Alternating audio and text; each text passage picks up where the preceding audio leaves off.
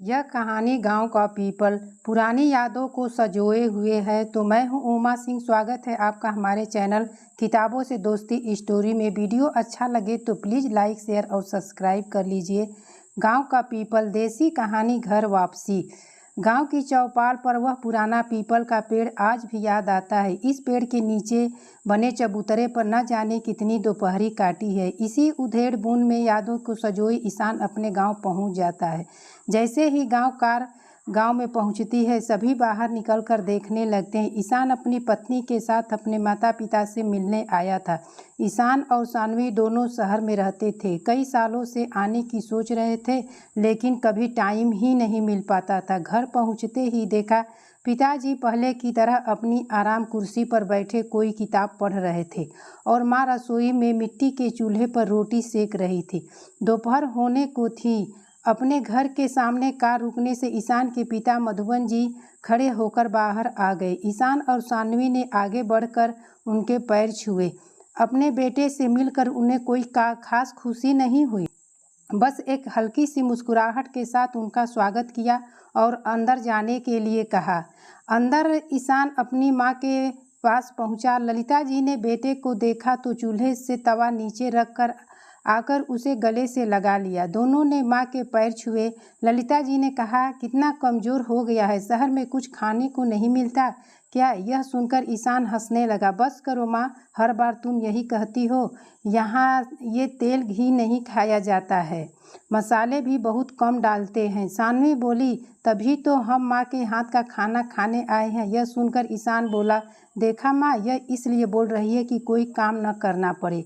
चल हट, मेरी बहू से मैं काम करवाऊंगी क्या? इतने सालों बाद तो तुम लोग आए हो। यह कहकर ललिता जी हंसने लगी। अगले दिन सुबह ईशान चौपाल पर पहुंच गया। वहां पहले की ही तरह मेला लगा हुआ था।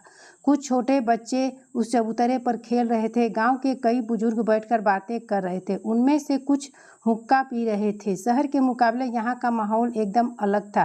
कितना सुकून था, कोई चिंता नहीं थी। सब एक दूसरे से हंस हंस कर बातें कर रहे थे। कमी थी तो एक चीज़ की, नौजवान कहीं नज़र नहीं आ रहे थे। ईशान आगे बढ़ा तो एक बुजुर्ग ने उसे पहचान लिया। बेटा ईशान, कब आया शहर से?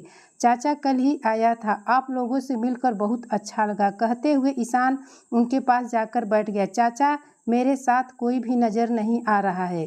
तब एक बुजुर्ग ने कहा, बेटा तेरी तरह सब शहर की आंधी में उड़ गए। इस गांव में अब बूढ़े ही बच्चे हैं, उनके भी पिता शहर जा चुके हैं, केवल त्योहारों पर ही आते हैं। यह सुनकर रितेश थोड़ा झेप गया। उसे भी तो बड़ा शौक था शहर जाने का। उसके पिता की अच्छी खासी खेती थी, कई बीघे के खेत थे जिन पर मजदूर काम करते थे। बिना कुछ करे घर में पैसा आता रहता था। लेकिन रितेश को तो तरक्की करनी थी, शहर जाना था। आज उसे एहसास हो रहा था पैसे की भाग दौड़ में गाँव छूट गया। लेकिन क्या उस पैसे ने खुशी दी या फिर सुख सुविधाओं को बढ़ाने की होड़ में शामिल करके रख दिया है?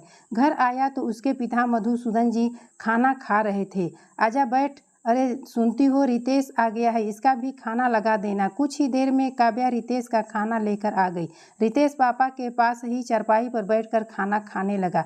बाजरे की रोटी, सरसों का साग, प्याज, हरी मिर्च और साथ में अचार। इस खाने को रितेश तरस गया था। खाना खाकर मधुसूदन जी ने कहा, तू आराम कर, मैं खेत पर एक चक्कर लगाकर आता हूँ। उनकी बात सुनकर रितेश बोला, चलिए मैं भी आपके साथ चलता हूँ। वैसे भी बहुत दिनों से अपने खेत नहीं देखे। दोनों खेतों की ओर चल देते हैं। रास्ते में मधुसूदन जी ने पूछा, कब तक वापस जाने का विचार है? रितेश बोला, क्या हुआ पापा, आप कुछ परेशान दिख रहे हैं। नहीं कुछ नहीं, बस तुम्हें तो जाना ही है, इसीलिए पूछ रहा था। ये सब एक नाटक सा लगता है। गांव आना, खेत देखना, माँ बाप से मिलना, तुम्हारे जैसे बहुत से बच्चे यही करते हैं। फिर इन्हें अपने माता पिता से कोई मतलब नहीं होता। कुछ तो उनके मरने पर भी नहीं आते। आखिर हमारा कसूर क्या है?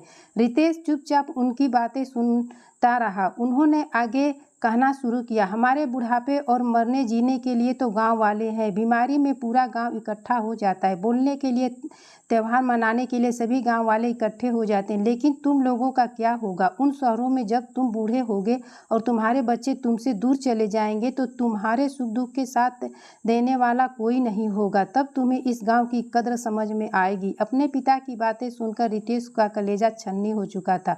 वह परेशान हो गया, आखिर लंदन जाकर भी उसने क्या हासिल कर लिया? क्या यह पैसा उनका साथ देगा?